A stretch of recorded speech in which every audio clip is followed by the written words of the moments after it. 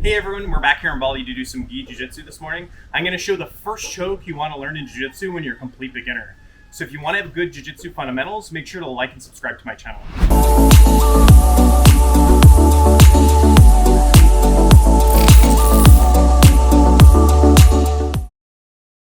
Okay, so we've effectively made it back to this position we call closed guard, right?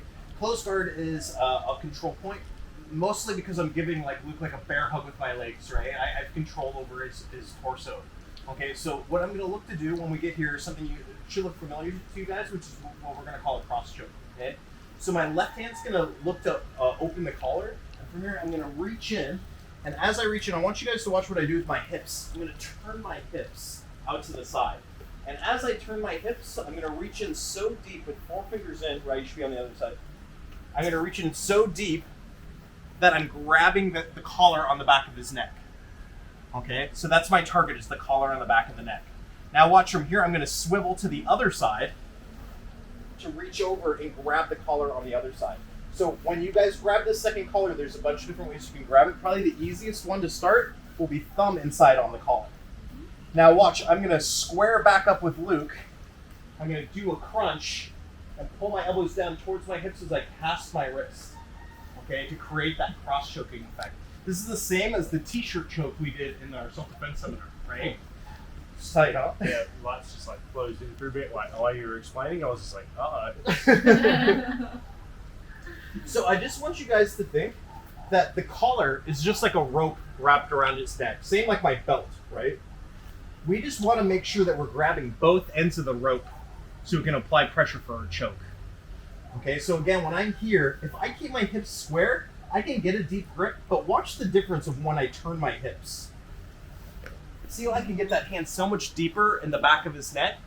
That's going to make a big difference, especially when I start to turn my hips again to come to the other side. Okay, so we just want to open our guard in this transition so we can get strong grips. Now again, I'm going to close my guard. I'm going to do that sit-up, bringing my elbows to my hips and pulling down to choke Luke. So it doesn't take too much strength, especially with the crunch, because the crunch is going to add my body weight, which creates an opposing force. We want those opposing forces when we do this choke. Okay, so again, when we're here, look, even as Luke was there, his posture's a little bit high. I can always use my closed guard to help pull him in towards me, and that's going to make it even easier for me to get into my position. Okay, now look, I can even grab underneath the collar here with the second hand. Now when I square up, again, same position, I do that crunch and pull down on Luke for a very tight choke. All right, does that make sense? So look, you guys can either just do the choke, or you can do it off your guard recovery.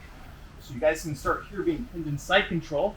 You're walking away, or covering your hands first, driving that knee across, squaring up. Now look, right away I can reach into the collar, start feeding for my choke, and finish the submission. So now we're going from a bad position to a good position with a submission finish. Okay?